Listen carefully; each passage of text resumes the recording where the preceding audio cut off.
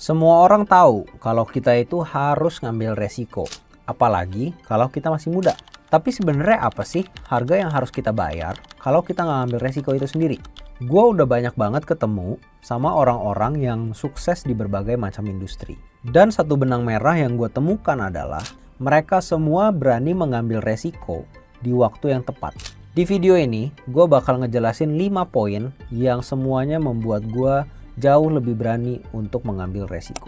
Yang pertama, penyesalan karena kita nggak berani nyoba itu jauh lebih sakit rasanya dibanding kalau kita udah nyoba tapi gagal. Semua kegagalan itu akan punya titik selesainya. Kalian coba, gagal, belajar, lalu move on.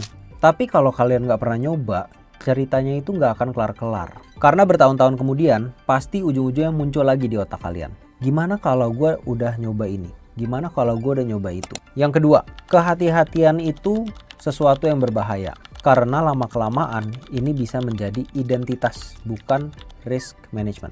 Awalnya, hati-hati itu emang bagus. Tapi kalau di setiap kesempatan kalian selalu berpikir, aduh nanti dulu deh, gue tunggu timing yang perfect. Kayaknya belum waktunya. Mungkin akan ada kondisi lagi ke depannya yang mungkin lebih baik untuk gue ambil. Lama-lama, kita bukan lagi ngambil keputusan. Itu kita lagi membangun kebiasaan untuk nggak ngambil resiko. Dan semakin sering kita menghindari sesuatu, semakin mudah otak kita menemukan alasan kenapa kita jangan melakukan hal tersebut. Yang ketiga, kita seringkali bilang ke diri kita sendiri bahwa kita lagi nunggu waktu yang tepat. Padahal kita lagi nunggu kepastian. Masalahnya, kepastian itu hampir nggak akan pernah datang.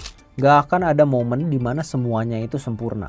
Di satu titik, lo harus belajar gimana caranya mengambil keputusan tanpa ada kepastian-kepastian yang selama ini selalu tungguin. Jadi pertanyaannya itu bukan apakah sesuatu yang lo mau lakuin itu pasti berhasil. Tapi apakah upside yang mungkin diperoleh akan jauh lebih besar dibandingkan resiko atau downside yang kita ambil. Yang keempat, comfort zone yang nggak diperluas semakin lama akan semakin kecil. Semakin sering kita milih hal-hal yang aman, semakin sedikit option yang kita punya.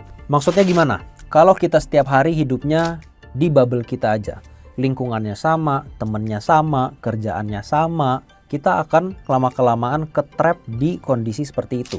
Padahal sebenarnya kalau kita mau berkembang, growth itu berada di luar comfort zone kita. New experiences, new people, new opportunities. Sometimes, taking one calculated risk doesn't always mean you only get one opportunity, but it expands the number of opportunities that come to you.